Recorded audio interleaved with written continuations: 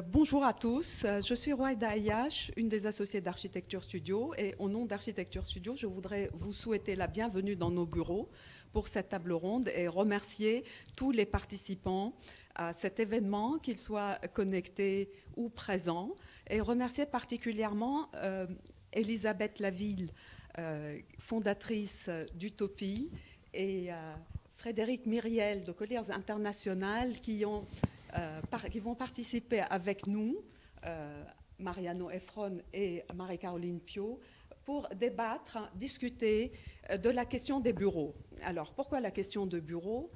C'est un thème que nous avons voulu débattre à l'occasion de ces Journées nationales de l'architecture, parce que nous avons vraiment tous été très sollicités à ce sujet pendant cette année écoulée. Il se fait aussi en parallèle que nous avons livré plusieurs opérations de bureaux, dont l'immeuble de bureaux Somers à Buenos Aires, qui a eu le Grand Prix de la FEX, qui nous a été remis hier, aussi par Zoom interposé. Et cette question-là, où peut-être des tendances étaient déjà là avant la crise sanitaire, mais qui vont s'accélérer ou pas après la crise sanitaire, est l'un des sujets que nous voulions voir ce qui va se dessiner comme tendance future. Est-ce que nous pouvons encore prévoir à l'ère où l'incertitude fait loi? Nous inaugurons aussi la première séance des matinées d'AS. Donc les matinées d'AS, c'est un lieu de débat, un moment d'échange que nous voulons non seulement avec les architectes, mais aussi avec d'autres partenaires qui sont impliqués au même titre que nous dans l'évolution de l'architecture, de la ville, des différents lieux. Et c'est notre première matinée. L'idée de ces matinées, c'est qu'elles vont coller à des sujets en évolution. C'est-à-dire vraiment, la thématique, c'est le questionnement, en espérant bien sûr trouver des réponses. Donc, je passe la parole à Marion Mousset, qui est notre responsable communication et qui a fait des études d'architecture, donc qui est architecte de formation, pour vous présenter plus en avant nos intervenants et animer la table ronde. Bonjour à tous. Je vais présenter Elisabeth Laville. Donc, merci beaucoup d'être là, Elisabeth. Elisabeth, merci d'avoir accepté notre invitation. Donc, vous êtes diplômée d'HEC avant de travailler pendant quelques années comme planeur stratégie dans les publicités. En 1993, vous avez créé Utopie, qui a été de nombreuses fois récompensé et qui est un think tank, un cabinet de conseil leader dans les stratégies de développement durable en France. Vous êtes également l'auteur de plusieurs ouvrages reconnus et votre dernier livre, Les marques positives, s'est vu décerner une médaille de l'Académie des sciences commerciales en 2020. Vous siégez à de nombreux conseils d'administration de plusieurs ONG et de fondations. Et vous avez créé le réseau Campus Responsable, qui est le premier réseau des grandes écoles et universités engagées dans le développement durable. Et ce matin, vous allez nous présenter le travail, les espaces de travail en tant qu'outil de stratégie et de management dans un monde post-Covid. On a le plaisir de recevoir également Frédéric Myriel. Donc Frédéric, vous avez fait une formation en gestion, marketing et accompagnement au changement. Et vous travaillez depuis quelques années vous avez travaillé quelques années dans le domaine de la communication avant de vous transformer avant de vous concentrer, vers des projets de transformation d'environnement de travail en France. Vous développez alors une approche holistique des entreprises pour concevoir des environnements de travail propres à chacun de vos clients.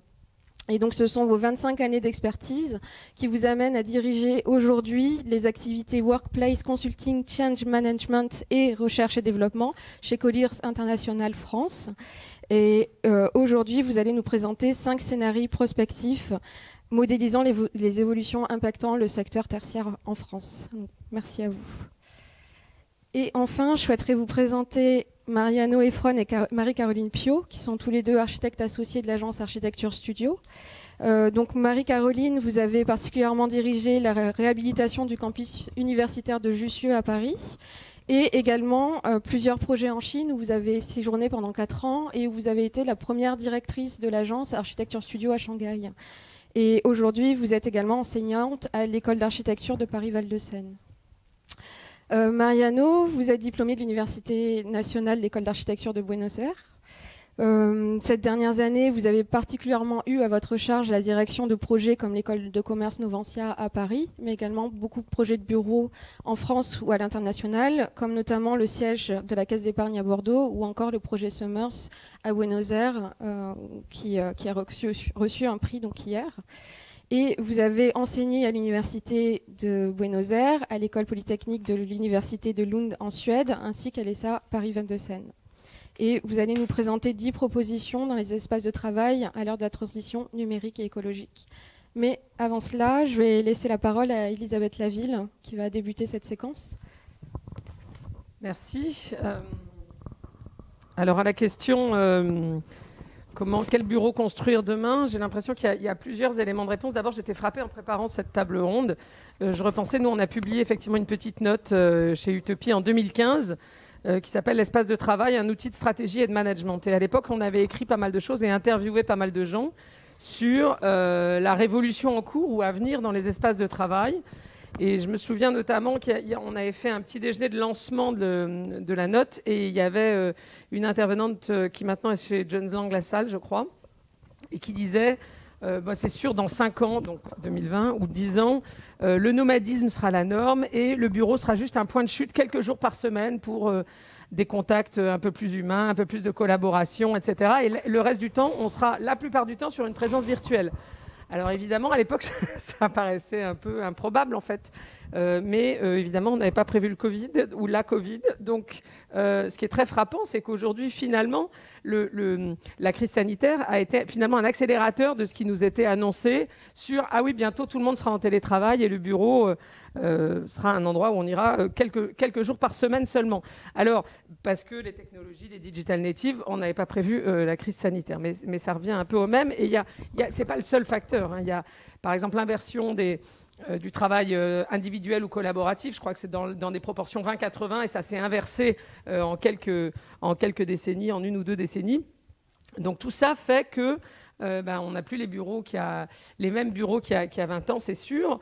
Mais le truc frappant, c'est que là, et même après la crise sanitaire, ou dans la crise sanitaire, parce que j'ai l'impression qu'on y est encore, hein, ce qui me frappe, c'est que la dématérialisation du travail ne veut pas dire que les bureaux soient inutiles, au contraire.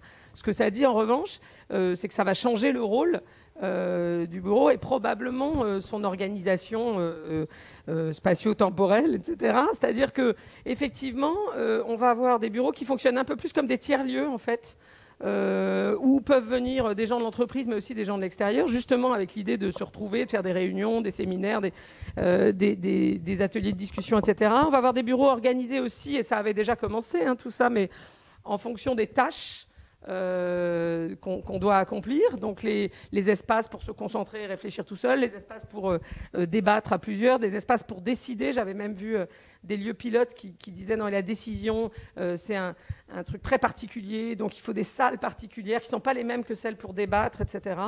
Et donc ça c'est la première chose, c'est-à-dire que j'ai l'impression que la crise nous oblige plus encore à accélérer un peu la réflexion et la mise en pratique du bureau comme tiers-lieu, du bureau comme incubateur, du bureau comme lieu de service, du bureau comme centre d'apprentissage, qui est peut-être plus rapidement que ce qu'on avait imaginé, mais en tout cas très en phase avec ce qu'annonçaient les prospectivistes des espaces de travail il y a 10 ou 15 ans. Le deuxième point, nous, sur lequel on travaille beaucoup et qui me semble assez important, notamment la crise a aussi soulevé la question de l'aménagement du territoire, de la vie en ville, de quels services on a, qu'est-ce qui est produit localement, qu'est-ce qui n'est pas produit localement, et de la résilience des villes aussi, de la relocalisation de certaines activités. Et il me semble que les bureaux ont un rôle à jouer là-dedans.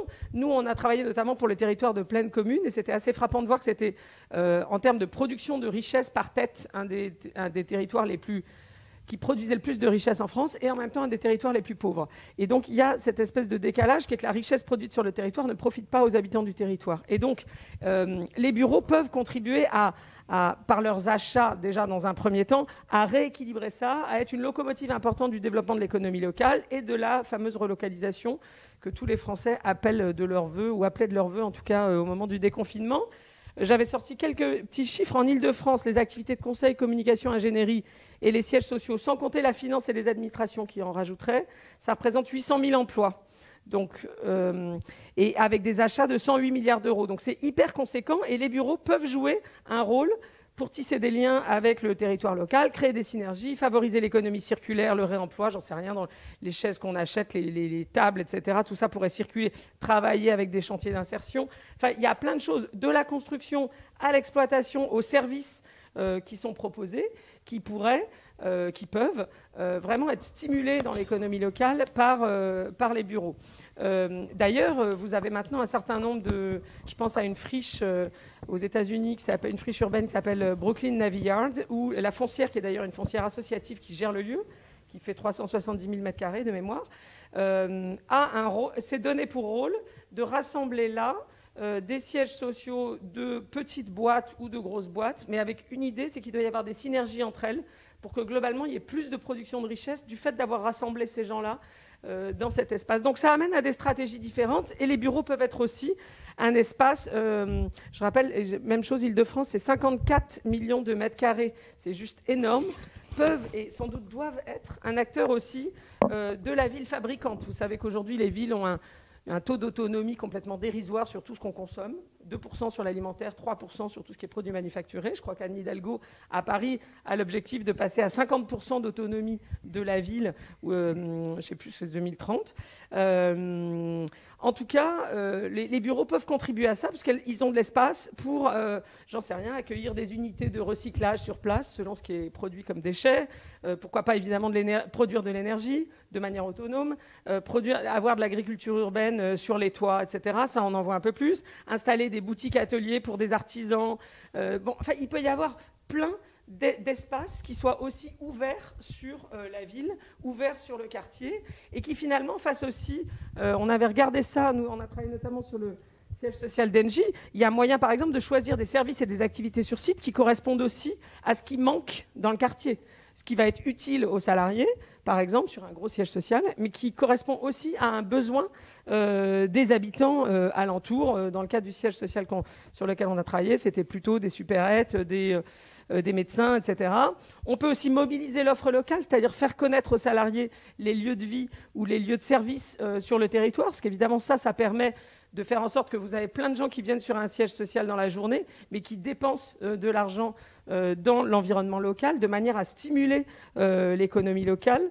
Et puis, l'autre aspect, c'est qu'il y a moyen de mettre à disposition des espaces dans les sièges sociaux et les bureaux pour les habitants du quartier, pour les associations du quartier, pour les acteurs locaux, à condition...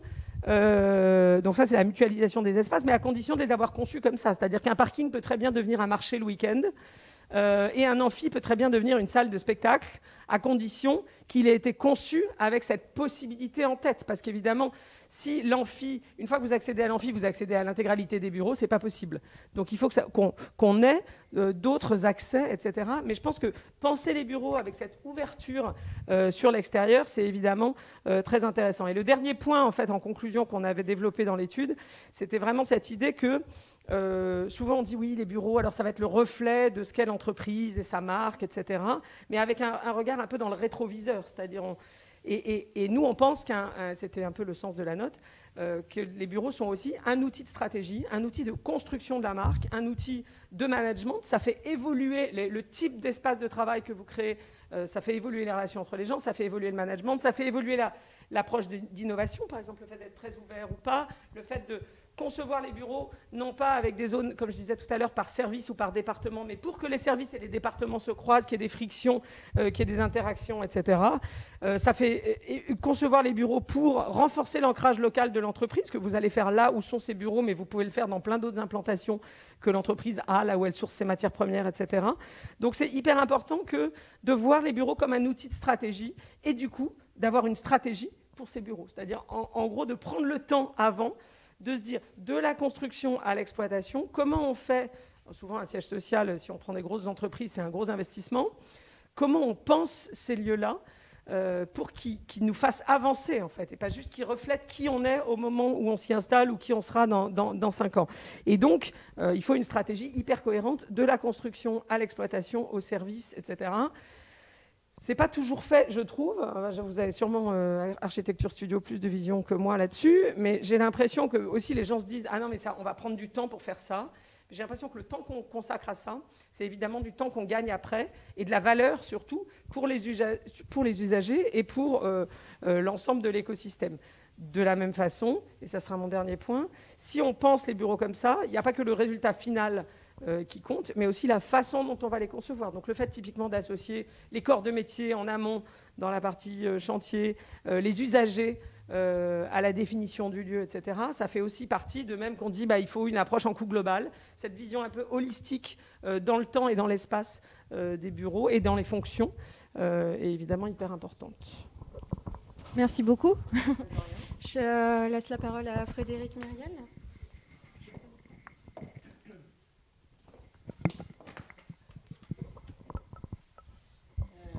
Merci. Donc, pour cette question du bureau, quel bureau construire pour demain, c'est vrai que chez Colliers, on se l'est posé à la fin de l'année 2018, donc avant la crise que nous venons de traverser et que nous traversons toujours, parce que je pense qu'elle est toujours là. Et nous avons donc mené une étude prospective avec un cabinet, le cabinet Futurible, qui est vraiment spécialisé dans ce type de démarche.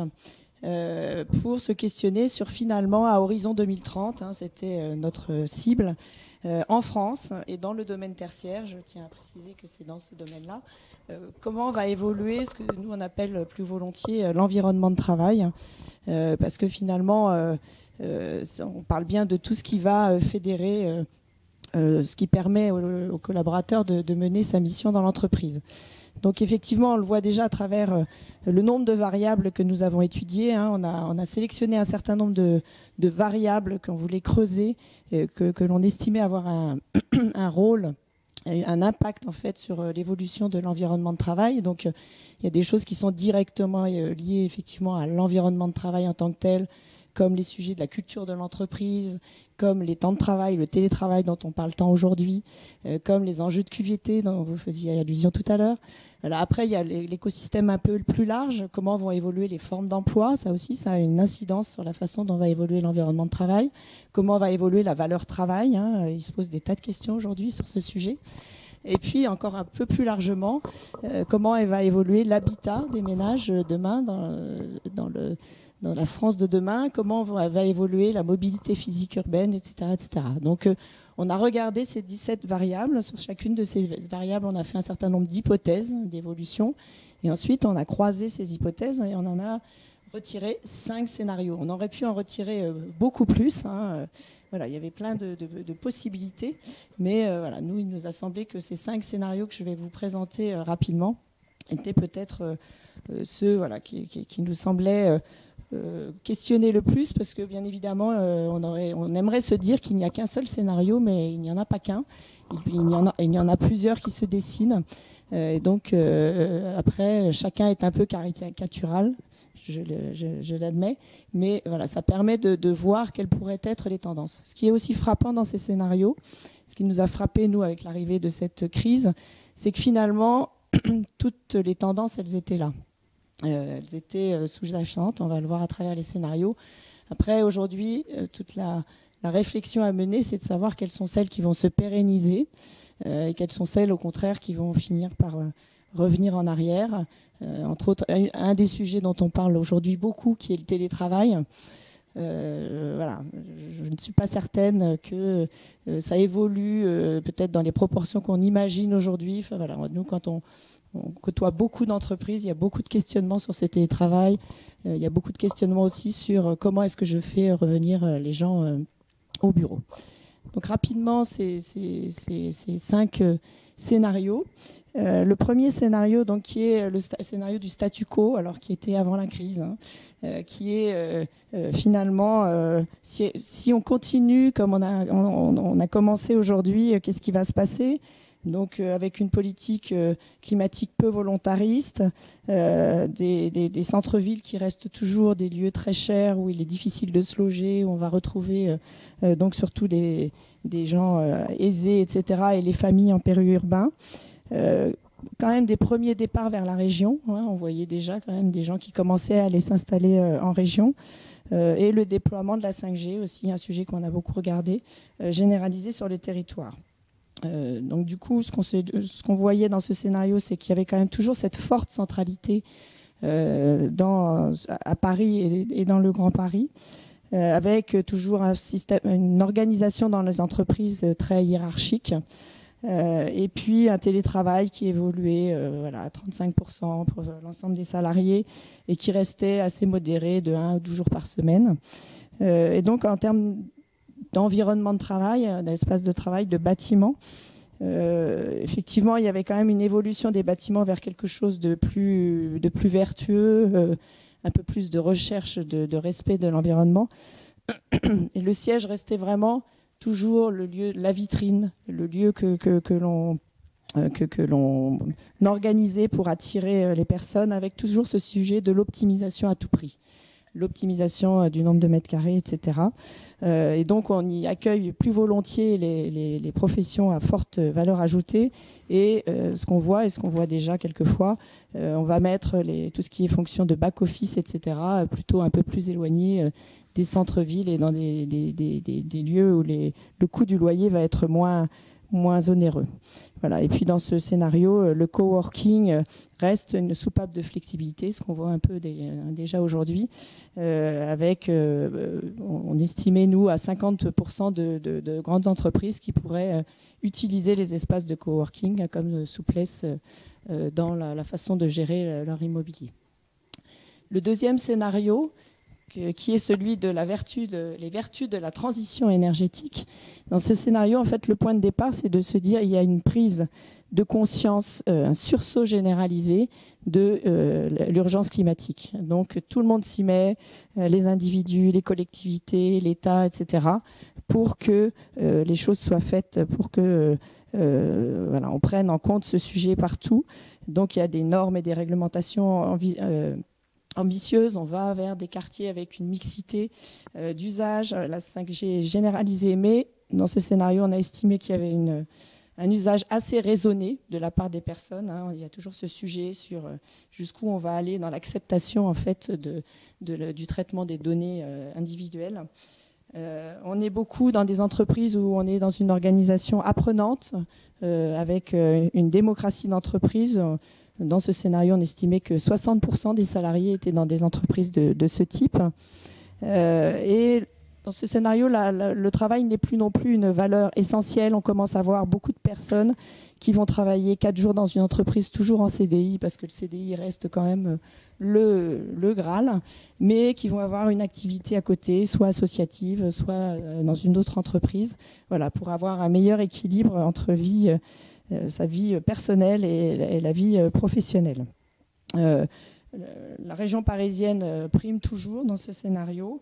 Ce qui change beaucoup, c'est qu'on a vraiment des bâtiments vertueux où on va beaucoup travailler sur la réversibilité des bâtiments, le fait qu'ils soient complètement gérés en BIM fait qu'on va pouvoir aller jusqu'au bout des possibilités de gérer leur enjeu climatique. Et en termes d'environnement de travail, on est dans quelque chose de très sobre, où on va beaucoup utiliser de mobilier récupéré, etc. On va rajouter à tout ça des tiers-lieux à proximité du domicile pour toujours permettre aux collaborateurs d'éviter les longs déplacements, puisque dans ce scénario aussi, un des sujets, c'était de se dire, finalement, on va aussi beaucoup prôner les mobilités douces, et donc le fait de pouvoir éviter de se déplacer trop. Troisième scénario qui s'appelle donc prendre un nouveau départ vers les territoires. Donc dans ce scénario, c'est vraiment avant tout la recherche par nous tous d'une meilleure qualité de vie. Donc les loyers sont trop chers, il y a trop de voitures dans les centres-villes, ras-le-bol. Et donc on s'en va en région pour trouver une qualité de vie qui soit meilleure. En revanche, dans ce scénario, on a estimé que la 5G ne se déployait pas partout en France, donc il y a quand même une centralité qui reste valable dans les grandes métropoles, mais le maillage des entreprises se répartit beaucoup plus en France. On a beaucoup de défiance vis-à-vis des entreprises.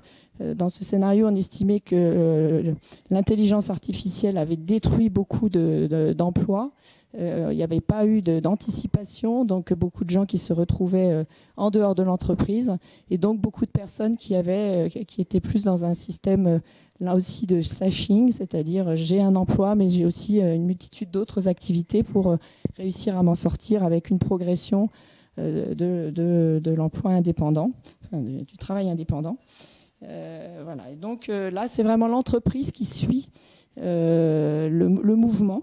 Donc on voit les entreprises se répartir dans les territoires. On n'a plus vraiment de siège social dans ce scénario, voire même il disparaît. Mais on a des hubs pour les entreprises qui peuvent être des hubs propres à l'entreprise, mais aussi dans des espaces de coworking. Et donc c'est aussi un scénario où le coworking se développe énormément, avec aussi l'arrivée du co-living, puisque quand on vient travailler dans l'entreprise, de temps en temps, on a besoin de se loger. Voilà, donc c'est vraiment... et là, on est vraiment dans l'espace flexible au maximum. Et ensuite, le scénario 4, qui est lui, alors, sans doute pas le plus drôle, je préfère le dire, qui est celui des castes digitales et fractures territoriales. Donc, dans celui-ci, il y a une prise de conscience de l'urgence climatique, mais qui est portée par l'État. C'est-à-dire que c'est l'État qui met des contraintes pour qu'on respecte un certain nombre de normes. Donc, les transports deviennent très élevés. On pousse les entreprises à transformer leurs bâtiments de façon à travers les lois et les réglementations. Enfin voilà, tout est subi.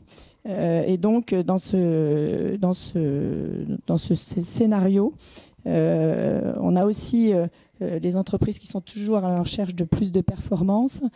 C'est vraiment leur leitmotiv. L'intelligence artificielle détruit beaucoup d'emplois. Donc, à la limite, l'entreprise elle est en train de devenir plus une plateforme collaborative virtuelle plus qu'un lieu. Voilà, on est vraiment dans l'ère du tout digital, tout numérique, etc.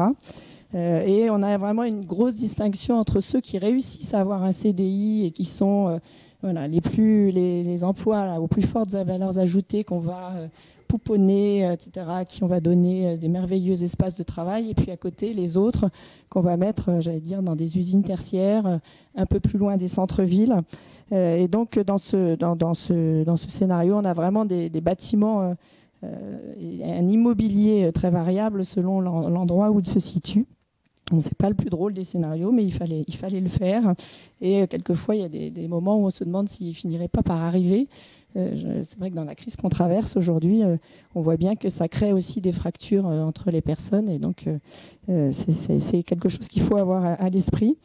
Voilà. Et donc, il y a aussi dans ce scénario un fort développement du coworking, puisque l'entreprise étant très, très attachée à sa performance, à son optimisation, va gérer les évolutions à travers les espaces de coworking. Et puis, pour finir, le 5e scénario, qui est celui de la dépendance technologique et de l'indépendance professionnelle. Donc là aussi, il y a une mobilisation forte autour du climat qui se fait, mais plutôt à l'échelle des collectivités locales. Et donc, c'est dans ce scénario que on va avoir beaucoup de travail au niveau des écoquartiers, des mobilités douces, etc. La 5G reste avec un déploiement limité, donc on est quand même encore très centralisé dans les centres des métropoles.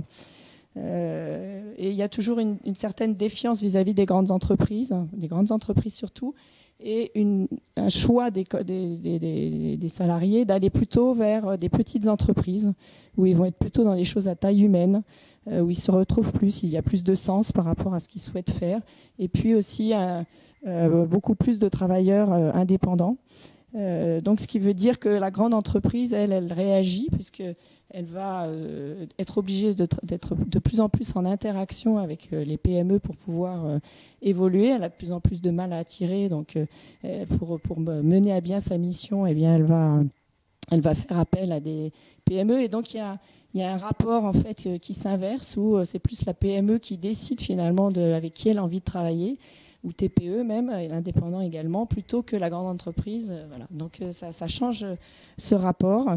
Et du coup, en termes d'immobilier et d'environnement de travail, on va avoir quelque chose de beaucoup plus, là encore, dispersé, en se disant les grandes entreprises restent toujours dans le centre des métropoles et les TPE et PME vont plutôt aller vers les régions, etc.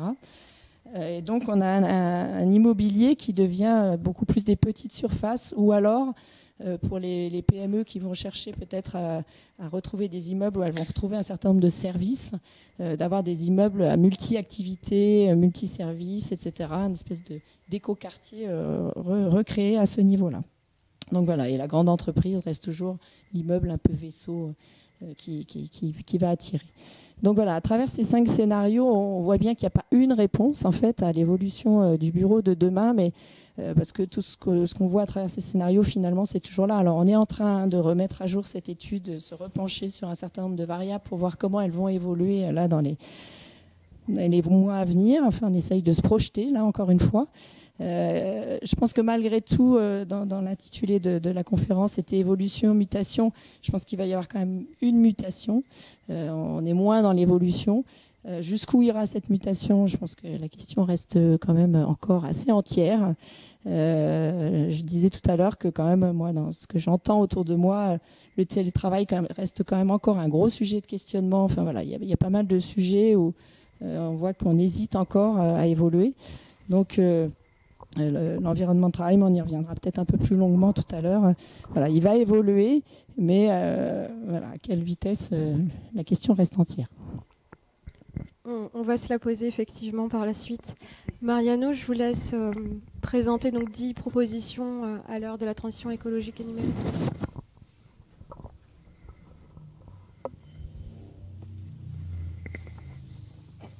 Pour commencer, pour illustrer ces 10 propositions, nous allons partir de 6 bâtiments qu'on a livrés dans les dernières années, comme par exemple le bâtiment Summers à Buenos Aires, les Palazzo Meridianis, le siège social de Picard à Fontainebleau, le siège social des Schindler à Vélizy, la restructuration du 38 avenue Kléber à Paris et le siège social de la Caisse d'épargne à Bordeaux et les bureaux Pergamine à Zurich. Donc, Architect Studio, nous sommes un groupe et notre architecture est née des rapports entre les groupes et les contextes. Aujourd'hui, notre contexte est profondément conditionné par la révolution numérique et par la transition écologique. Et pour être contemporain, aujourd'hui, un bâtiment doit rompre avec un paradigme moderne, un paradigme signé par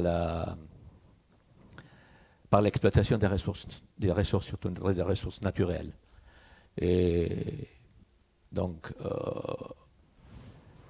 le Covid a été de quelque manière, comme les intervenants ont dit, un catalyseur, mais elle introduit une autre variable, que c'est la variable de la contamination dans un espace où les contacts est de plus en plus nécessaires.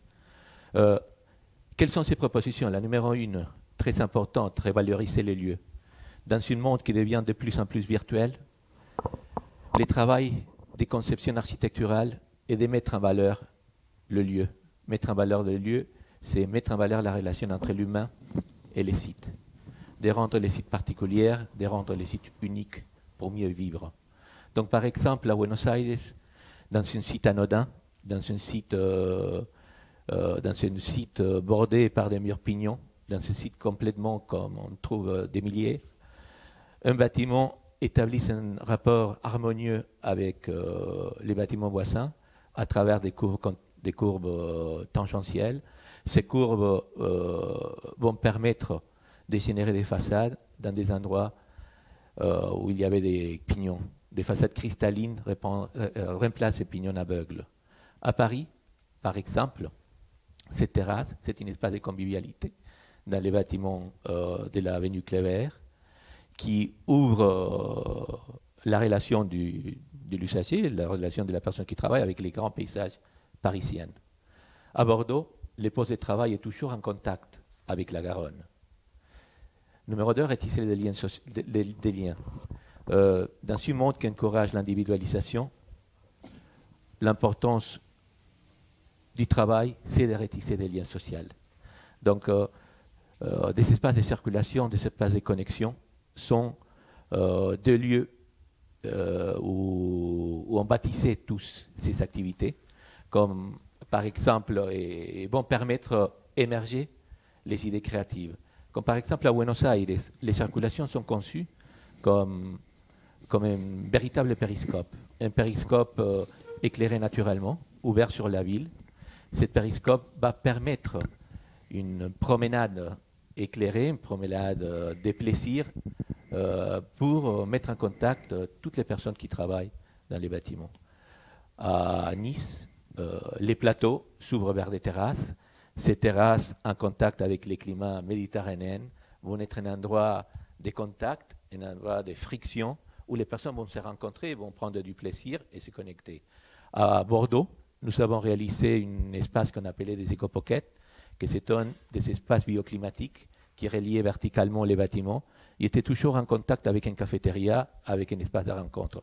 Un jour, en discutant avec un des directeurs, il m'a dit Mariano, vous savez que c'est très impressionnant, on s'est obligé à prendre les cafés toujours dans cette place, tout le monde se rencontre, et c'est ainsi qu'on s'est rendu compte qu'on a réduit les emails internes de 30% dans la boîte.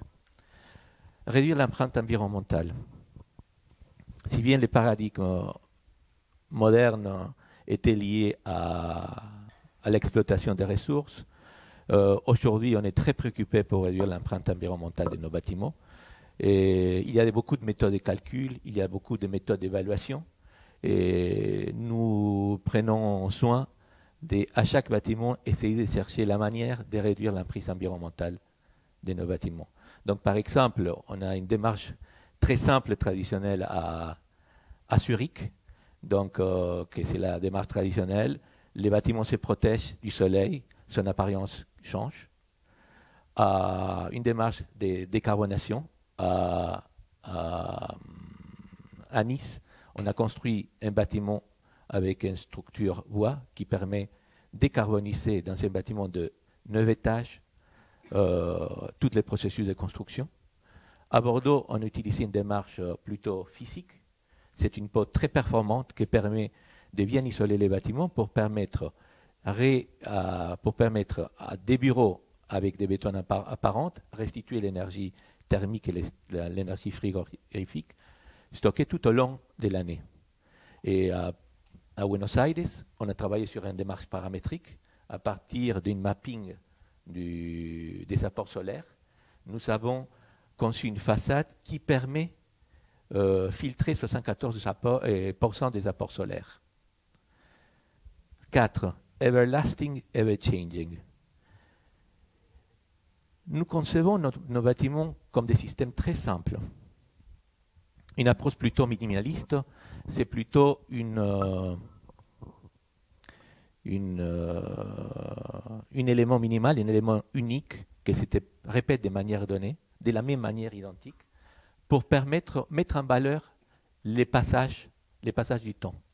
Donc par exemple, à Buenos Aires, cette peau peut s'ouvrir et se fermer en été et en hiver, ou même pendant la journée, ils peuvent s'ouvrir pour générer des atmosphères différentes, pour des situations de travail différentes. Comme on a expliqué, les stores à Zurich vont marquer tous les jours le passage du temps. Et à Nice, une récit est très simple, est mise en valeur par la lumière. Cette récit marque la frontière entre le jour et la nuit. Back to nature. Back to nature. Le paradigme moderne nous a mené à une forte dichotomie entre homme et nature. Aujourd'hui, nos bâtiments doivent nous permettre d'établir une relation, rétablir cette relation avec la nature. Dans les projets du siège des Picard à Fontainebleau, tout notre travail a commencé par retisser les liens de la forêt de Fontainebleau et les bâtiments, et permettre d'inclure la forêt à tout moment dans toute relation que toute personne a avec les bâtiments. À Buenos Aires, à l'ère de transition, à l'ère de la révolution numérique. Nous travaillons avec nos ordinateurs et nous sommes libres de travailler où nous voulons. On peut travailler bien à l'intérieur ou à l'extérieur, protégé par cette double peau, et être en contact avec les éléments naturels. Et à Bordeaux, des terrasses généreuses s'ouvrent vers les paysages, vers la Garonne, vers le ciel, vers les vents. Le travail en équipe. Nous, Architecture Studio, depuis l'origine, nous travaillons en groupe. Et notre travail est organisé à partir des projets. C'est ainsi que nous avons appris à nous organiser. Et cet apprentissage nous a amené à penser que tout travail d'entreprise peut être organisé selon ses propres besoins. Les équipes s'organisent comme ils doivent s'organiser. Les plans n'existent pas préalablement. Donc, par exemple, à Bordeaux, le travail est organisé à partir de différentes manières. Toute personne a un poste attitré et il était préparé pour une dématérialisation du travail complète. Mais ce qui est intéressant, c'est que les postes s'organisent selon la manière de travailler, ce qui permet d'avoir un contact entre départements, entre équipes de travail qui travaillent de manière particularisée, et chercher des espaces de contact et des espaces beaucoup plus privés, beaucoup plus confidentiels. Chez Schindler à Vélizy, les postes de travail s'organisent autour des noyaux en bois, des noyaux en bambou, et ces postes de travail vont générer des espaces multiples et très différents, mais l'attitude du poste de travail est de générer une situation d'appartenance, de générer une situation domestique où chaque personne se sent chez soi en travaillant. Efficacité, plaisir. Donc, efficacité et plaisir ne sont plus antinomiques dans le monde du travail. Donc, nous abordons ce sujet de manière très différente. Par exemple, à Nice Meridia, on a laissé apparente le bois à l'intérieur. Le bois, cette matière naturelle, cette matière respirante, permet à l'usager des rapports polysensoriels qui génèrent une forte sensation de confort tout au long de la journée. Et à Buenos Aires, la possibilité d'avoir des temps forts de concentration sont alternés avec la possibilité d'avoir des espaces de confort, des espaces de plaisir dans des terrasses ouverts sur une nature des pampas réinsérés en toiture. La résilience, peut-être c'est un mot grand, mais on pense nos bâtiments pour durer très longtemps. Leurs vies vont dépasser notre propre existence. Donc ce sont des bâtiments qui doivent s'adapter à se préparer au changement futur. Donc des situations très simples comme un bâtiment très modulaire comme celle de Bordeaux permet d'envisager des multiples réorganisations spatiales dans ce même système. Ce qu'on a fait à Fontainebleau, c'est à partir des plateaux très simples, on a généré des partitions, des possibilités de partition des bureaux, mais on a généré une situation d'hybridation où on peut générer des travaux en bureau et l'étendre à des futurs laboratoires. À Nice, un espace tertiaire en bois peut se transformer grâce à des terrasses très généreuses dans un bâtiment de logement.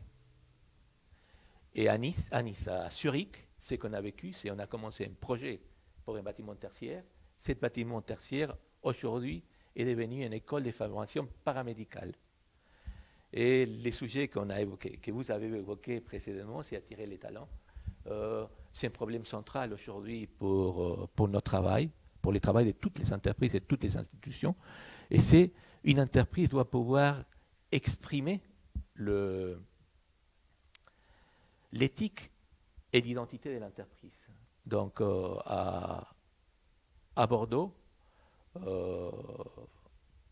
l'identité est exprimée à partir de la transparence et la solidité de la banque. Mais c'était très intéressant l'exemple de de Fontainebleau, de Picard, où la société a décidé d'exprimer en façade exclusivement les espaces de convivialité.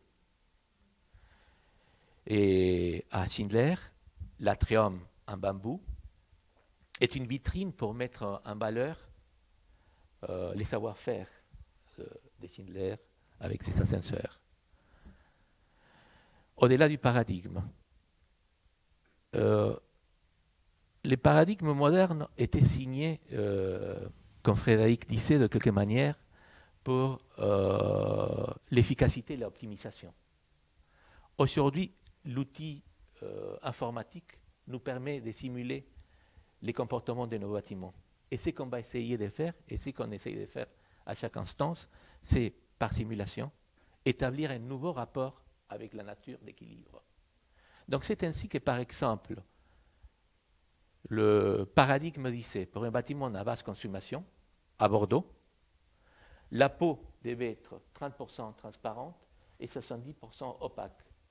Nous avons démontré avec des simulations qu'un bâtiment pouvait consommer moins s'il était 70% transparent et 30% opaque pour pouvoir permettre de profiter de l'éclairage naturel tout au long de la journée. À Nice, dans les Palazzo Meridia, à partir des calculs pointus structurels, nous pouvons simuler les comportements de la structure et permettre la décarbonisation à partir d'une structure bois. Pour finir, notre travail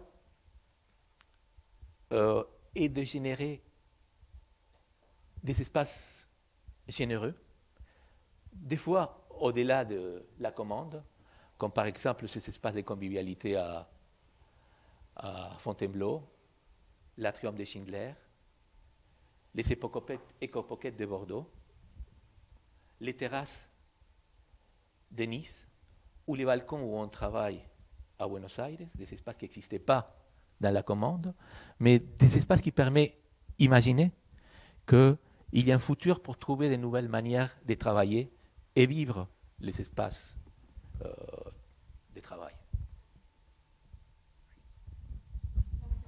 Merci à tous les trois pour la diversité de vos regards.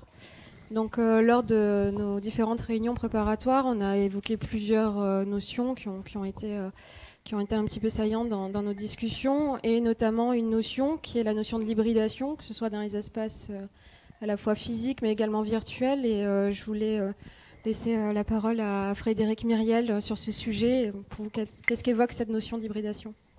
Alors, la notion d'hybridation, effectivement, on en parle beaucoup aujourd'hui.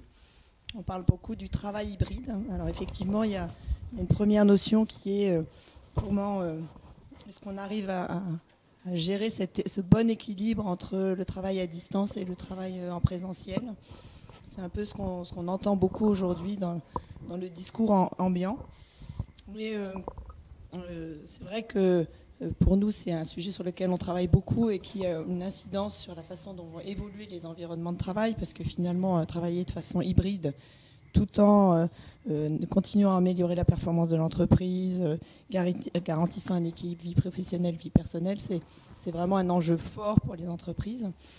Mais je pense que ce sujet de l'hybridation, il questionne aussi l'immobilier de l'entreprise, qui, à mon avis, change de paradigme demain, puisqu'il ne s'agit plus uniquement de penser bâtiment, mais de penser finalement dotation en environnement de travail pour le collaborateur. C'est à la fois les locaux de l'entreprise, c'est à la fois son domicile, c'est à la fois les tiers-lieux, c'est à la fois peut-être tous les lieux de la ville où il peut se poser, ou de la campagne d'ailleurs, où il peut se poser pour travailler. Donc l'hybridation, elle est aussi dans la façon dont on répond à ce sujet de comment j'accueille finalement mes collaborateurs dans mon entreprise. Donc c'est aussi ce sujet de l'hybridation. Et puis, autour de ce sujet de l'hybridation, je pense qu'il y a quelque chose qui est assez fondamental, qui sont le sujet du choix et de l'autonomie. C'est-à-dire que ça pousse encore un cran plus loin. Tout à l'heure, vous évoquiez le fait qu'aujourd'hui, de plus en plus dans les entreprises, on met des espaces qu'on va choisir en fonction de ce que l'on veut faire. Est-ce que des espaces pour se concentrer, pour travailler à plusieurs, etc. Certes, ça c'est quelque chose qu'on voyait déjà arriver de plus en plus, mais maintenant ce choix il va au-delà. C'est finalement, est-ce que je choisis de travailler chez moi, ailleurs, à la campagne, etc. Donc, et ça va avec l'autonomie, c'est-à-dire qu'il faut que vous ayez suffisamment d'autonomie pour pouvoir décider du lieu où vous voulez travailler. Donc il y a ces trois notions donc d'équilibre, de changement de paradigme, de choix et d'autonomie. Et puis, à mon avis, il y a aussi un sujet assez profond qui est cette hybridation. Elle va aussi re-questionner le rapport manager-collaborateur. Nous, on travaille beaucoup sur ce sujet en ce moment et on estime que on va moins être... Alors, le travail collaboratif reste au cœur, mais c'est peut-être moins le sujet de l'équipe qui va être au cœur de nos réflexions et plutôt un sujet de communauté. Et on va plutôt être là sur une animation de communauté et donc un environnement de travail complètement différent, puisqu'il faut pouvoir se reconfigurer sans arrêt en fonction de ces organisations qui sont très mouvantes, de communautés, qui peuvent être des communautés par métier, qui peuvent être des communautés par niveau dans l'entreprise, enfin, il y a des tas par expertise, enfin voilà, vous pouvez avoir des tas de communautés. Et donc du coup, ça re-questionne à la fois le rôle du manager, mais aussi le rôle du collaborateur. C'est-à-dire que je pense qu'on sort d'un rapport hiérarchique entre le manager, de plus en plus hiérarchique entre le manager et les collaborateurs, et on va demander de plus en plus à chacun de contribuer à la vie de l'entreprise et à la vie de ces communautés. Voilà, donc nous, c'est toutes les questions qu'on se pose aujourd'hui et qui ont bien évidemment une incidence sur l'environnement de travail, c'est-à-dire qu'au-delà de savoir si on est dans le collectif, l'individuel, etc., c'est de savoir, effectivement, vous l'évoquiez tout à l'heure, Elisabeth, est-ce que finalement on a encore besoin d'aller dans un espace d'équipe ou est-ce qu'on n'a pas plutôt besoin de trouver le bon espace au bon moment pour soutenir la collaboration dont on a besoin à un certain moment. Donc c'est toutes ces questions qui se reposent aujourd'hui dans l'environnement de travail, qui va se questionner beaucoup. Il y en a plein d'autres, hein, mais voilà, ça me semblait important de déjà partager avec vous ces 4 points. Je ne sais pas si l'un de vous veut réagir. Oui, cette notion d'hybridation, elle est très parlante pour nous. On ne l'avait pas forcément exprimée comme ça, mais lorsqu'on parle également d'espaces tertiaires qui sont intégrés dans des programmes plus vastes, comme des universités, des usines, des hôpitaux, où on a constaté aussi récemment des mutations dans ces espaces. Donc, par exemple, pour prendre l'exemple des hôpitaux, les bureaux étaient auparavant répartis au sein de chaque spécialité. Aujourd'hui, un travail de concertation avec les médecins et la CME nous a amené à réaliser sur le futur hôpital de Pointe-à-Pitre un espace tertiaire qui est regroupé en position centrale, donc qui favorise les échanges entre les personnels soignants de différentes spécialités. Ça permet d'offrir un mode de travail hybride avec une qualité de vie au travail qui est semblable à des espaces tertiaires plus classiques, sur un plateau qui est non médicalisé, pour souffler, se ressourcer, se concentrer, ce qui n'existait pas vraiment dans l'hôpital actuel où tout est dédié aux services médicalisés. Ça permet aussi, et c'est le deuxième aspect du terme hybridation qui nous paraît très intéressant dans ces programmes mixtes, de faire se rencontrer des professionnels de champs disciplinaires différents qui, lorsqu'ils sont au sein de leur service, forcément ne vont pas se croiser aussi facilement, afin de favoriser l'hybridation des savoirs. Donc ce terme d'hybridation des savoirs, il nous avait été annoncé par le président de l'université de Jussieu, Jean Chambaz, lorsqu'on avait fait le projet du campus, et c'était le point d'orgue de la réflexion sur ce projet.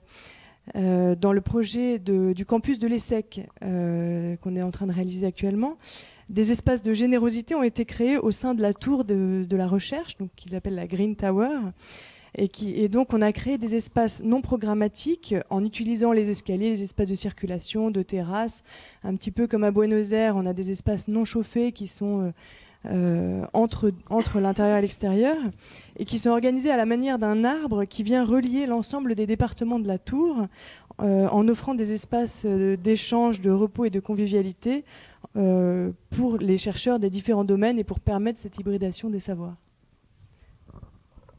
Merci. Elisabeth, vous voulez ajouter un mot sur cette notion? Oui, mais en fait, un tout petit peu, parce que ça rejoint beaucoup ce que je disais tout à l'heure. C'est-à-dire il y a l'idée que finalement, ce n'est pas une vision monolithique de l'espace de travail, mais qu'il y a plusieurs fonctions.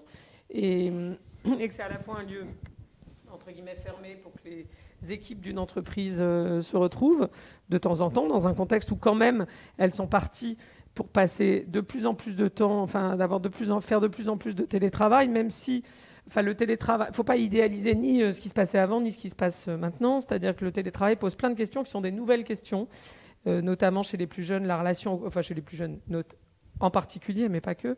La question de la relation collective, de la fierté d'appartenance, de l'appartenance au collectif, elle va se reposer autrement. C'est comment on anime la communauté des salariés d'une entreprise quand, en fait, comme chez nous en ce moment, ils se voient une semaine sur 4 et encore pas tous.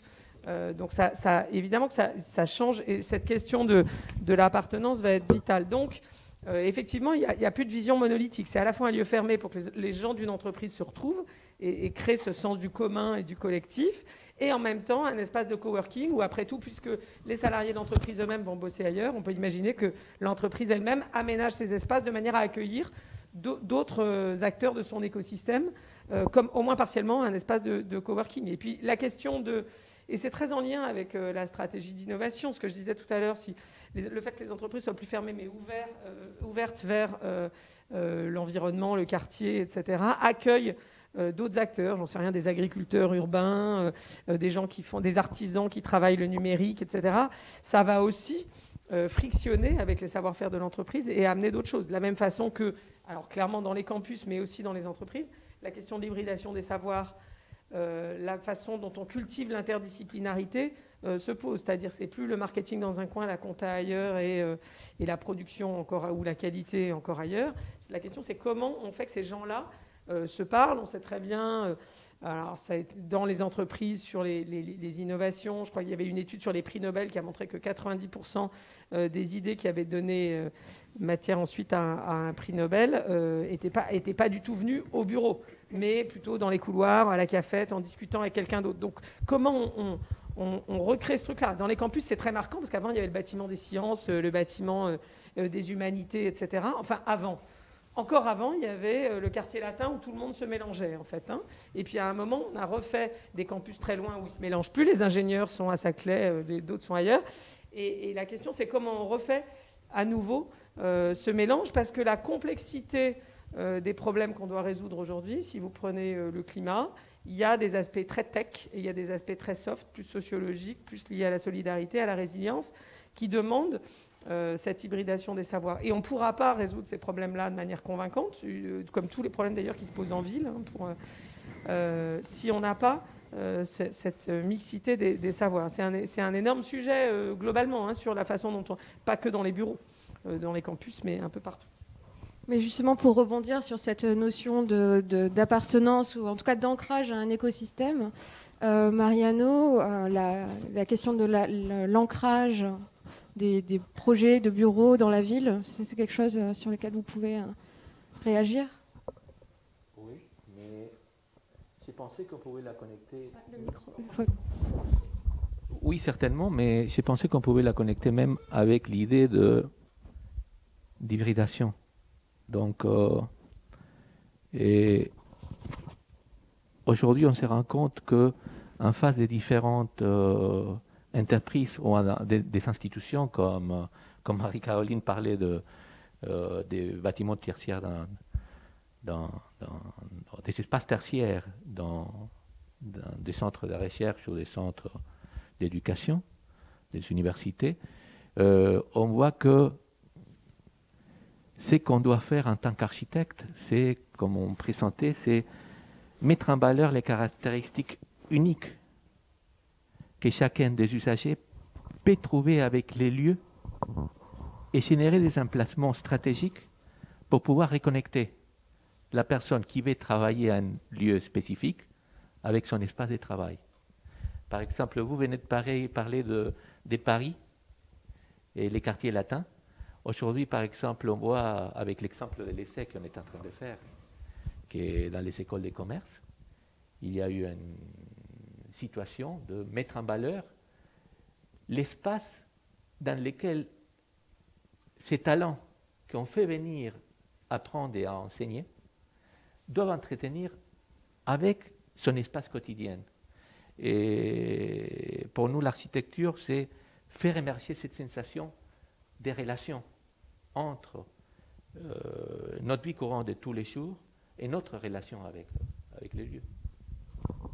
Merci. Alors, je fais le relais aussi des personnes qui sont derrière leur écran. Et on a une question de Philippe Chibani qui vous pose une question, Frédéric Myriel. Il vous demande en tout cas de développer la question de la réorganisation des collectifs de travail en communauté. Et il demande si vous avez des exemples. Alors, sur la réorganisation en communauté, on commence à avoir effectivement dans les entreprises de plus en plus de questions sur ce sujet.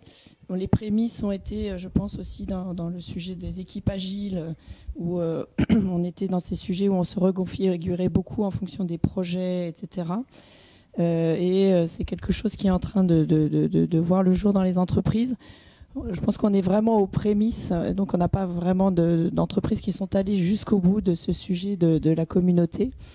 Mais à travers toutes les entreprises qu'on côtoie, effectivement, on voit que se pose la question de l'équipe, en fait, et qui a été pas mal re-questionnée avec la période qu'on vit aujourd'hui, parce qu'en fait, on s'est beaucoup refermé sur son équipe.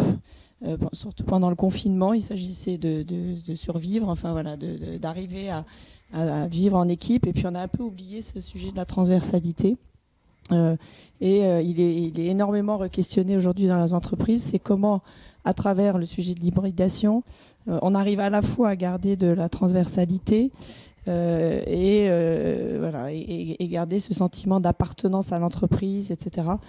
Donc il n'y a pas encore d'exemple, mais voilà, on sent là une tendance qui est en train de se dessiner. Et nous, c'est quelque chose qu'on questionne beaucoup dans les entreprises, de se dire finalement qu'est-ce qui est important pour vous. Est-ce que c'est l'équipe, l'organisation, enfin voilà, un mode de fonctionnement en organisation, ou est-ce que c'est au contraire quelque chose qui va plutôt fonctionner par communauté? Voilà, et aujourd'hui, nous, chez Colliers, on est en pleine reconfiguration de nos locaux, parce que voilà, il fallait qu'on se re-questionne aussi, et on va dans ce sens-là, voilà, où on va apporter plutôt le sujet de la communauté. On est moins sur une organisation en fait par entité, mais plus finalement le territoire de l'équipe, il est tout petit, mais on a plutôt organisé nos espaces pour porter une collaboration transversale entre nous, puisque finalement la question aussi qu'on se pose beaucoup aujourd'hui, c'est pourquoi on vient dans l'entreprise. On vient dans l'entreprise pour se croiser, pour échanger, pour partager, pour transversaliser, parce que c'est ce qu'il y a finalement quelquefois de plus dur à faire. Vous disiez tout à l'heure, Elisabeth, que la création, elle se fait souvent là où on ne l'attend pas, et donc c'est pour ça qu'on vient dans l'entreprise. Donc c'est vraiment ce vers quoi on travaille beaucoup aujourd'hui. C'est vrai que les entreprises aujourd'hui se questionnent, elles ne sont pas encore toutes avancées, il n'y a pas encore d'exemples vraiment à proprement parler, mais c'est une tendance qu'on sent très fortement. Ça rejoint aussi, en un sens, les notions d'attractivité et la notion de la stratégie. Et ça, Elisabeth, si vous souhaitez dire un mot là-dessus, vous l'avez déjà évoqué dans votre présentation. Ces questions-là, peut-être après on pourra évoquer aussi les aspects architecturaux, en quoi l'architecture peut participer à cette dynamique, cette volonté en tout cas d'attractivité pour les entreprises. Je ne sais pas si Mariano voulait... Marie-Caroline. Oui, la notion d'attractivité, évidemment, ça fait partie de ce qui structure aussi notre travail, puisque le lieu, les qualités extérieures et intérieures des lieux de travail représentent quand même l'entreprise. Donc, Elisabeth Laville, vous l'avez dit, c'est vrai qu'il ne s'agit pas seulement de donner une image de l'entreprise comme un objet de marketing, mais il s'agit de s'en servir comme un outil, d'avoir un lieu qui puisse être un outil à la fois pour attirer des talents et pour mieux faire fonctionner toute cette hybridation des savoirs, ces espaces de rencontres dont on a parlé, etc. Donc à Fontainebleau, le siège social de Picard ne présente sur sa façade aucun espace de bureau. Donc quand on rentre dans l'entrée principale sur la façade principale du bâtiment, on a un grand écran abstrait qui est un mur en béton lasuré abstrait avec un jeu de boîtes en bois, vous l'avez vu, qui ne sont que des espaces de convivialité. Donc il y a la cafette, il y a le hall traversant sur un grand patio, il y a des terrasses de détente. Donc on ne présente pas le travail tout d'abord. Et le paysage de la forêt de Fontainebleau est visible tout autour et à travers le bâtiment puisqu'il est transparent.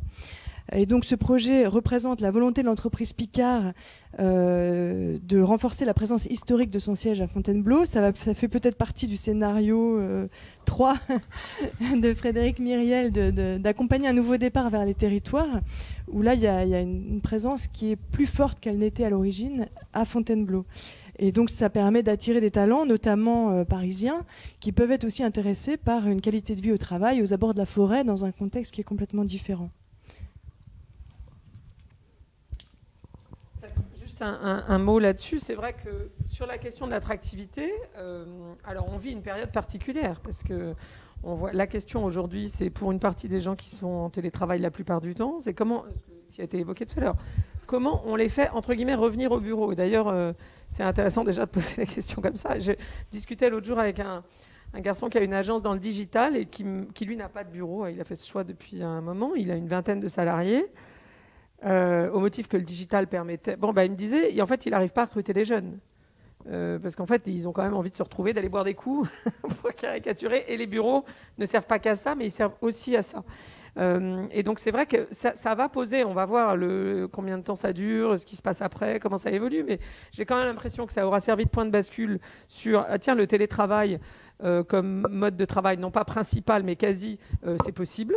Y compris moi j'ai plein de clients dans la banque, etc., qui disaient non, c'est pas possible. Ouais, ils ont mis 80% de leurs équipes en télétravail, donc il va bien se passer, il y aura un avant et un après. Avant, c'était pas possible. Au demeurant, on a vu ça pendant la crise sur plein de choses. Des choses qui avaient l'air pas possibles, on s'est rendu compte qu'elles étaient tout à fait possibles. Bloquer les jeunes, mettre la moitié de l'humanité chez elles pendant un mois, pour protéger les plus fragiles d'entre nous, les vieux, c'est possible en fait. Un mois avant, tout le monde disait non, c'est pas possible. Bon, on a vu des entreprises, je pense à Nike a développé des visières en 2 semaines entre le moment où ils se disent tiens, on va développer une visière et le moment où elle est en production, en 2 semaines, alors que le temps de conception, avec des matières qu'ils avaient déjà, alors que le temps de conception moyen chez Nike de n'importe quel produit, c'était 18 mois. Donc avant. D'accord, donc il y a des choses qui n'étaient pas possibles, qui sont devenues possibles, un peu comme dans ce proverbe qui dit les gens qui ne veulent pas faire trouvent des excuses et les autres trouvent des moyens, quoi. Et donc, soudain, face à l'urgence, face à la nécessité, face à l'impérieuse, il y a des choses qui sont devenues possibles. Et donc la question, c'est, pour revenir à l'attractivité, c'est comment on fait évoluer les bureaux momentanément, et ça va être un autre sujet d'ailleurs, il faudra que ce soit agile, potentiellement réversible, flexible, etc. Puisqu'on ne sait pas, on est quand même dans un contexte de grande incertitude sur ce qui va se passer pendant, après, etc. Mais en tout cas, tout de suite, la question qui se pose, c'est comment on fait revenir les gens en respectant quand même, en leur faisant pas courir de risques sanitaires et en créant quand même du collectif. Et par ailleurs, le collectif se crée plus que dans les bureaux, il se crée ailleurs. Mais c'est vrai que ça rejoint d'autres sujets, nous, sur lesquels on travaille, qui est, par exemple, le sujet de la raison d'être de l'entreprise. En fait, comment on crée du commun? Et c'est quoi le commun que partagent les gens dans une entreprise? C'est le projet d'entreprise dans la raison d'être. En même temps, la raison d'être, si c'est juste du blabla, ça ne marche pas. Il faut que ce soit aussi une raison d'agir. Donc, il y a les actes. Et dans les actes que l'entreprise peut manifester... Ah oui, non, quand on parle, on a le droit de l'envie. C'est pas mal, en fait. C'est une bonne raison de reprendre la parole. Et donc... Voilà, comment on crée du commun, en fait, ça va être ça. Donc, il va y avoir des services, il va y avoir le fait que les bureaux soient un outil qui rend visible la stratégie, de qualité de vie au travail. Nous, par exemple, on avait des cours de yoga au bureau, des massages au bureau. Bon, on n'a plus vraiment tout le monde au bureau. Donc, on a mis une partie en ligne. Sur les massages, c'est compliqué, mais sur le yoga, c'est possible. On l'a mis plus souvent, on l'a mis en accès gratuit à tous. Enfin, il va falloir trouver d'autres façons de créer du commun dans les bureaux, pour faire revenir les gens, et hors des bureaux, pour quand même, quand ils ne sont pas là, maintenir cet état d'esprit commun. J'aimerais intervenir. Je ne sais pas si le microphone... Ça s'entend? Et j'aimerais revenir parce qu'il y a eu une chose qui m'est arrivée à partir que vous étiez en train de parler, et que si vous avez bien présenté 5 scénarios différents, on peut dire qu'aujourd'hui déjà, il y a ces 5 scénarios qui existent. Donc, ce qu'on peut voir avec l'intervention de Marika, votre intervention et les projets qu'on a présentés, c'est que l'attractivité des entreprises est liée d'une manière à la transformation sociale qu'on est en train de vivre, mais aussi avec la situation particulière de cette entreprise, de cet espace d'institution, pour attirer des personnes qui vont travailler dedans. Et c'est très différent, les attirances qu'on peut trouver dans une situation urbaine à Buenos Aires, qui a été louée déjà par une entreprise qui fait l'intelligence artificielle et qui nécessite des espaces très particuliers de contact pour des personnes qui travaillent, que les désirs de contact et les désirs de vie qu'il y a une personne qui va aller à travailler à Fontainebleau, comme on a montré, ou l'essai de plaisir et représentativité qu'on peut avoir dans un bâtiment, dans un tissu parisien. Et donc, cette activité est très différente selon, d'une part, la nécessité et l'identité de l'entreprise, et d'autre part, l'emplacement stratégique de l'espace de travail. Il y a peut-être autre chose à quoi je pensais, qui est ce qu'on appelle, je crois, en architecture, les lignes de désir, qui sont le fait de, dans un contexte de grande incertitude, de pas livrer, alors je ne sais pas comment les architectes à cette table réagiront à ça, mais l'idée de ne pas livrer un bâtiment fini, parce qu'en fait, la façon, comme on ne sait pas vraiment ce qui va se passer, on ne sait pas non plus comment les gens vont se l'approprier, même si on essaie d'associer les usagers en amont pour que l'immeuble soit le plus fonctionnel possible, le plus utile possible, le plus plaisant possible, on ne sait pas. Et donc l'idée de livrer le bâtiment pas complètement fini sur certains aspects et de laisser les gens s'approprier et de voir comment ils l'utilisent en fait, et voir comment ils détournent l'utilisation de certains espaces. En urbanisme, les lignes de désir, ça désigne, comment dire, le fait que les usagers d'un parcours, par exemple, vous savez, il y a ça parfois, quand vous faites du vélo, vous avez des barrières en bois qui, normalement, bon, et ben hop, les gens passent de l'autre côté. Ou sur un campus, on a fait, l'architecte ou l'urbaniste avait fait un pavage, je sais pas quoi, qui faisait un angle droit, ben, les gens coupent, et au bout d'un moment, vous avez dans l'herbe la ligne du trajet.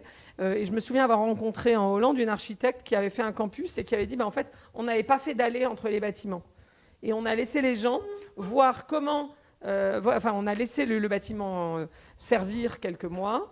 Puis on a vu comment les gens circulaient, parce qu'en fait, ça dépendait aussi de qu'est-ce qu'ils faisaient dans les bâtiments, à quel rythme ils allaient d'un bâtiment à l'autre, etc. Et ils ont fait, en fait, les allées a posteriori en fonction de la façon dont les gens utilisaient le bâtiment. Et j'ai l'impression que dans le contexte actuel de grande incertitude, il faut aussi accepter de laisser cette espèce de marge de livrer un bâtiment qui n'est pas fini, en fait, complètement, ou qui est fini à 80-90%. Et le reste, ça sera fait avec les usagers, par les usagers et dans le temps aussi. C'est l'idée que peut-être la conception architecturale, elle n'est pas finie, elle se poursuit dans les premières années de l'exploitation du bâtiment. Marie-Caroline ? Oui, cette notion d'évolution dans le temps, elle est absolument centrale, notamment dans les bâtiments dans lesquels il y a des espaces tertiaires qui s'insèrent dans un programme plus vaste. Par exemple, quand on travaille dans des laboratoires ou dans une cité administrative même d'ailleurs, ou dans un hôpital encore plus, le moment où le chantier sera livré, donc c'est dans quelques années, on nous dit dès le début du programme, voilà, vous avez tel programme à rentrer dans le bâtiment. En revanche, on ne sait pas du tout quels seront les services qui seront existants ou qui auront évolué au moment de la livraison du bâtiment. Donc on doit travailler à la fois sur une standardisation des locaux de manière à permettre cette mutabilité. Et donc si un service ou un laboratoire de recherche a disparu, mais qu'un autre a doublé de surface, ils n'ont pas forcément les mêmes besoins. Donc il faut réussir à trouver le module standard qui permet d'accueillir le plus d'usages différents et en même temps permettre une évolutivité de l'espace aussi avec des moyens très simples dans le temps qui permettent cette évolution des usages. Merci Marie-Caroline. L'événement va toucher à sa fin. J'ai une question d'un journaliste qui est en ligne et je voulais... c'est peut-être la part. Voilà, on a une question sur place, donc je vous laisse.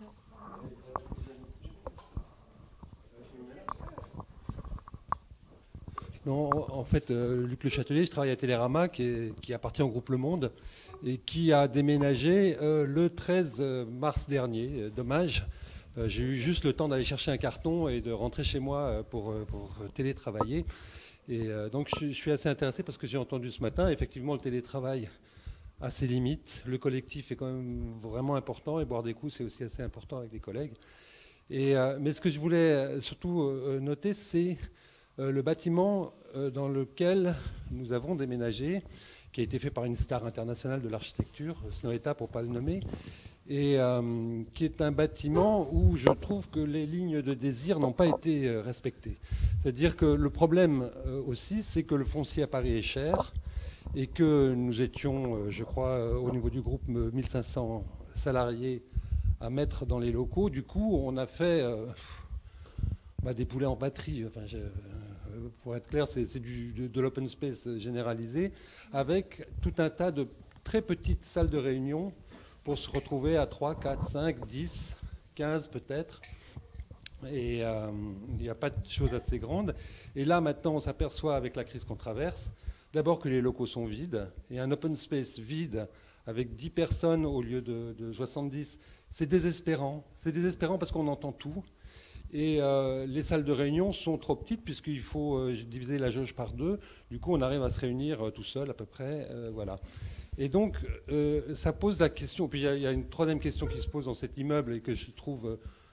c'est là où peut-être un des scénarios autoritaires serait peut-être pas mal de donner des normes sur les bureaux et de dire il faut qu'on puisse aller dehors, il faut qu'il y ait des terrasses, il faut qu'on puisse regarder le ciel.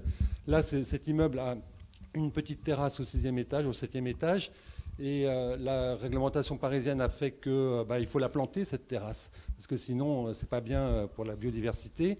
Et du coup, on ne peut pas s'y tenir. Il y a la place pour 70 personnes, alors qu'on est 1500 dans l'immeuble. Les fenêtres s'ouvrent, mais en oscillo battant, donc c'est pas très sympa. Et on a une double peau, alors qu'on a un des plus beaux paysages de Paris. Là, on voit tout Paris. On a la gare d'Austerlitz. Moi, de mon bureau, je vois le Sacré-Cœur. Sauf que je le vois au travers de plaques de verre un peu opaques, comme ça, qui gênent la vision. Et je trouve que la question ligne de désir, c'est dur, quoi, et que l'architecte a outrepassé ses droits, quoi. Et je ne sais pas comment dire ça, c'est une question ouverte, mais comment on peut faire pour être un peu plus gentil en matière d'aménagement du lieu de travail? Moi, j'aimerais prendre la parole en tant qu'architecte. Et je vais mettre le masque. Et ce qu'on essaye de faire et ce qu'on a appris, c'est l'architecture doit pouvoir générer du plaisir.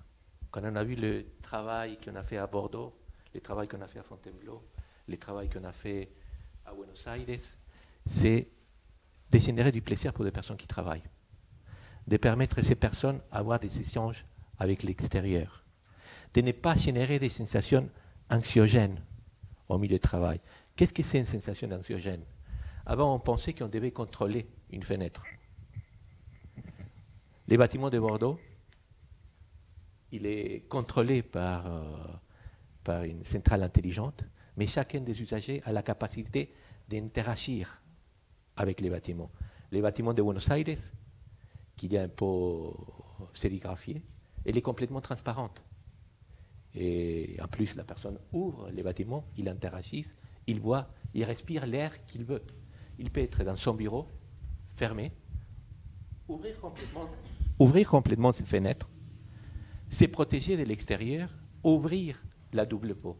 Et ce qu'on pense, c'est que c'est un petit peu la question du désir, non? Et on doit pouvoir exprimer nos désirs et satisfaire nos désirs quand on travaille. Et nous pensons que les Covid, c'est un phénomène qui a accentué ces situations. Mais tout bâtiment, et ce n'est pas seulement l'espace de travail, c'est les maisons, c'est les logements, ce sont les espaces pour la culture, des espaces pour l'enseignement, doit permettre l'interaction libre des personnes et les choix libres. Et nous concevons ces bâtiments pour permettre ces choix. Elisabeth Laville. Oui, peut-être juste une réaction. Enfin, en vous écoutant, je me disais, il y a un enjeu aussi qui dépasse même, j'ai l'impression, le rôle de l'architecte, qui est la question de l'animation et de comment on fait un lieu vivant. Parce que j'allais dire la dimension, le lieu techniquement, le bâtiment techniquement, il est toujours imparfait, quelle que soit la star qu'il a conçue. Moi-même, j'ai travaillé pendant 5 ans dans un bâtiment conçu par Jean Nouvel, je pourrais vous en parler.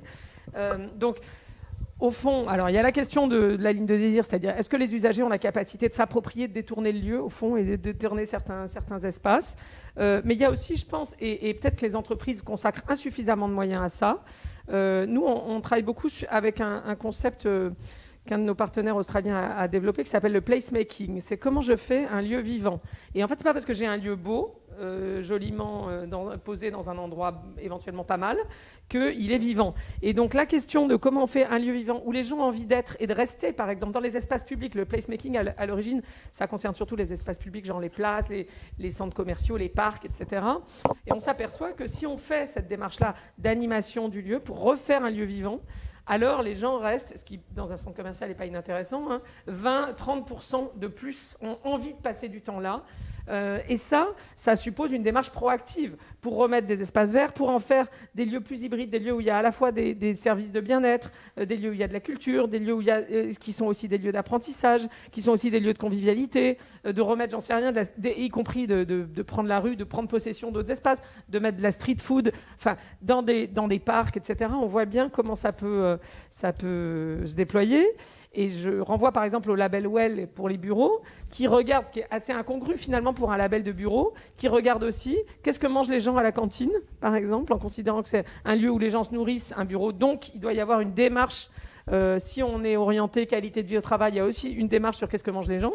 Et il regarde aussi, par exemple, si les bureaux permettent une activité physique pour ceux qui ont envie d'en faire, si ça incite plutôt à prendre l'escalier que l'ascenseur, etc., etc. Et donc, je pense que il y a vraiment la question il y a comment l'immeuble a été conçu, et ensuite il y a comment il est animé.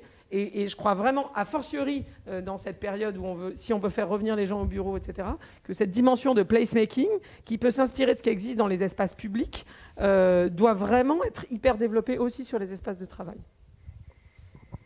Et ça ne consiste pas juste à mettre des baby-foot et des M&M's. Ça, je partage 100%. J'ai juste 2 minutes, parce que je sais que c'est la fin. Mais moi, ce que ça m'inspire aussi, c'est sur la notion de évolutivité à la fois de l'immeuble, du mobilier. Enfin, il y a quand même, parce qu'aujourd'hui, l'immobilier, c'est du long terme. Le mobilier, c'est des coûts extrêmement importants, etc. Et je pense qu'on a aussi un rôle tous de challenger ça, pour que demain, effectivement, l'espace puisse se réadapter au fur et à mesure au fonctionnement réel, parce que c'est vrai qu'on essaye de le prévoir à l'avance, on essaye, mais on n'avait pas prévu cette crise. Donc aujourd'hui, elle re-challenge beaucoup de choses. Et effectivement, dans les projets que l'on a, nous, justement, aujourd'hui, c'est souvent... On recherche à faire quelque chose qui puisse évoluer dans le temps et évoluer facilement sans que ce soit des coûts monstrueux, sans que ça questionne tout l'immeuble, etc. Je pense qu'il y a quelque chose à réfléchir sur, finalement, un immeuble, on le construit pour beaucoup d'années, mais comment est-ce qu'il va vivre dans le temps, y compris sur le mobilier. Le mobilier, aujourd'hui, c'est un coût souvent prohibitif. Comment est-ce qu'on peut faire des mobiliers qu'on peut renouveler plus souvent, sans pour autant, tout en respectant l'environnement. Enfin, voilà, il y a vraiment cette question de évolution, flexibilité, enfin, voilà, ce pouvoir s'adapter. On parle de la réversibilité des bâtiments. Enfin, voilà, c'est dans tout ça, c'est dans cette. Moi, je me souviendrai toujours de la réflexion d'un chef de projet qu'on a eu chez Airbus, qui était assez désarmé de voir comme un bâtiment était aussi peu souple, alors que eux, dans les avions, ils arrivaient à faire des avions qui seraient réorganisés aussi facilement qu'ils le souhaitaient. Et il nous a beaucoup challengé là-dessus, donc ça m'a toujours interpellée.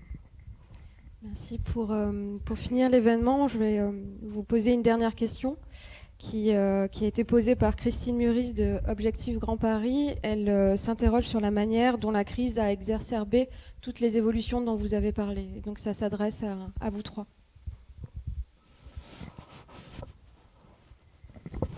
Je peux peut-être commencer.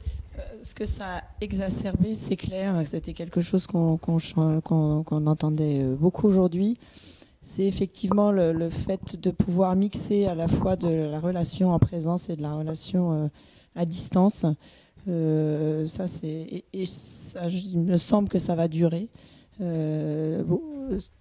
beaucoup d'entreprises, enfin beaucoup de gens nous disent aujourd'hui, en fait, finalement, le confinement, c'était facile. On était tous à distance, voilà, ils ne se posaient pas de questions, etc. Aujourd'hui, cette mixité de localisation re-questionne complètement tous les modes de fonctionnement, l'équipement des salles, l'équipement des bureaux, la façon dont vous les organisez. Enfin, je pense que vraiment, ça a été une prise de conscience qui existait déjà, mais voilà, on ne voulait pas la regarder, en fait, puisqu'il y avait déjà des gens qui faisaient du télétravail. Mais on leur disait, tu es en télétravail, tu ne participeras pas à la réunion. Ben non, je suis en télétravail, c'est comme si j'étais là, en fait, normalement. Et donc ça, vraiment, je pense que ça a été une prise de conscience. On sent que ça a exacerbé. Mais je pense qu'aujourd'hui, c'est très centré sur la réunion. Le sujet, il est bien autre. Il est comment est-ce qu'on vit, justement, en étant une partie là, une partie pas là. Et comment est-ce qu'on garde du lien, etc. C'est pas que le sujet de la réunion et de savoir si on va pouvoir participer ou pas à une réunion. Moi, j'ai l'impression, en fait, que au-delà, alors il y a clairement le sujet de soudain le télétravail est possible, y compris dans toutes les entreprises ou dans tous les secteurs qui disent ah ben non, chez nous c'est pas possible. Et ça demande beaucoup d'adaptation des méthodes managériales et des managers en fait aussi.